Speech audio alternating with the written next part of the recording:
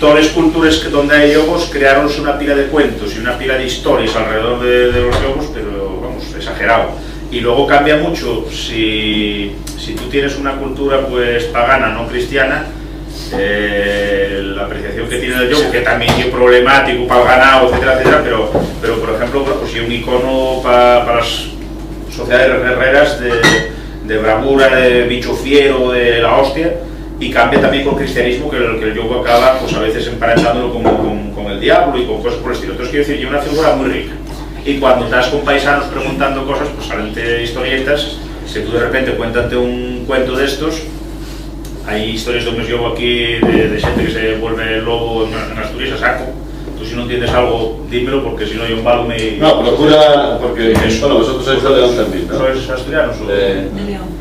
Vale, no queda muy allá, pero bueno. Bueno, quiero decir que si hay algo que no es Estudié en Asturias. que me cortéis porque igual me embalo y eso, si no entendéis algo. Y entonces quiero decir que hay un montón de historias que te cuenten que no son invención del paisano, ¿no? Y que luego, estaba diciéndolo yo antes a David, o sea, tú cuéntate Pepito Pérez de no sé qué pueblo, una historia, que a lo mejor igual tardase 2 o 3 años en dar con ello, pero de repente buscas en un bestiario medieval del siglo XII, o buscas en no sé qué del siglo I o tal, y encuentres la misma historia contada por el paisano. Y no llegue ese paisano leyese esos libros, ¿no? Llegue por tradición de abuelos a nietos durante la de Dios de años, transmitióse ese tipo de conocimiento. Entonces, bueno, quedes como a cuadros.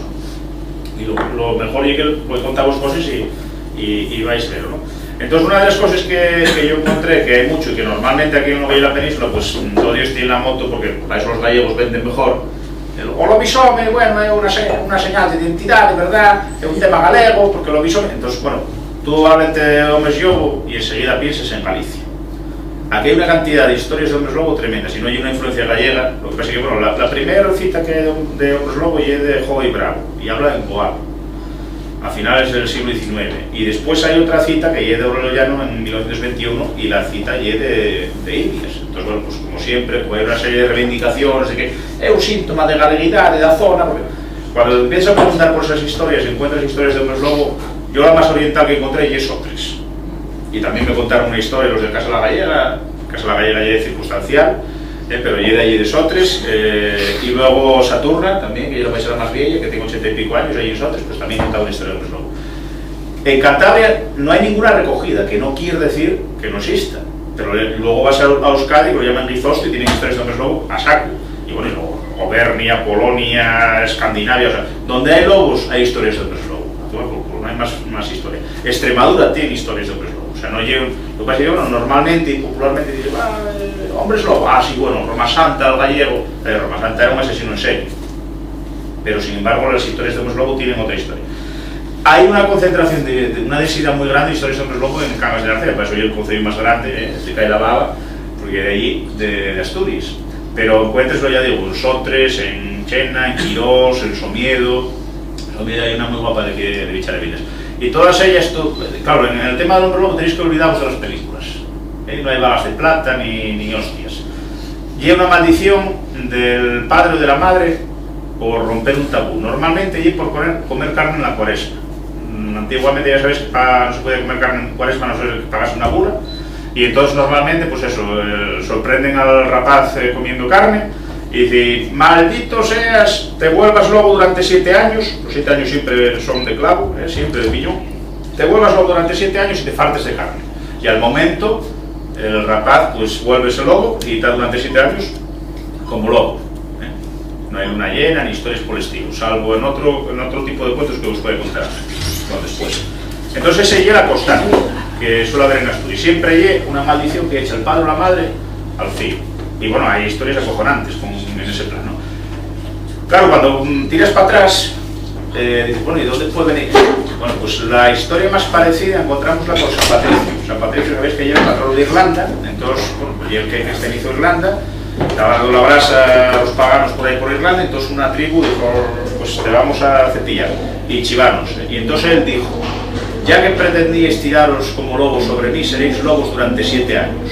Entonces hecho es una maldición y dicen que toda la gente de pura raza irlandesa, porque además es hereditario, durante 7 años se volvió lobo. Eso recoges pues en el siglo XII, en Geraldus Cambrensis, todos estos tratados de los monjes medievales y tal. Entonces tenemos lo mismo, 7 años y una maldición por romper un tabú. En el caso irlandés, ya atacar un santo, en el caso de aquí, comer carne. O sea, allí la misma historia, te repites. ¿Cómo puede salir de lobo? Por ejemplo, hay una historia en Belmonte, en Faeu, que le contaba Secundino, que ahora tiene 90 y un montón de años, que decía que ya habían 91 ya.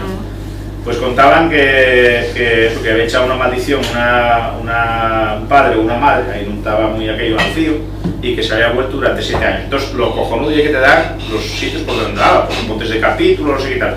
Y en una montería, que hacían monterías, entonces llevaban la caza por lo que llevaban pozos y ovales, que eran así de cebato, de avellano entrelazado, o sea, llevaban la caza a una especie de embudo y luego caía al pozo. Bueno, pues persiguieron uno de esos lobos y al caer habíase cumplido los 7 años y cuando fueron a mirar ya no había un lobo, había un paisano, habíase vuelto a recobrar tal. Y otra de las formas también, ya que tú las heridas que faigas, mientras lle lobo, va a tener como paisano, que por ejemplo, bueno, pues Garres Petronio, que estamos hablando de los romanos, bueno, pues hablan de un soldado que se volvió lobo y que lo hirieron en el hueso y cuando volvió a recuperar ser paisano, pues tenía la misma herida.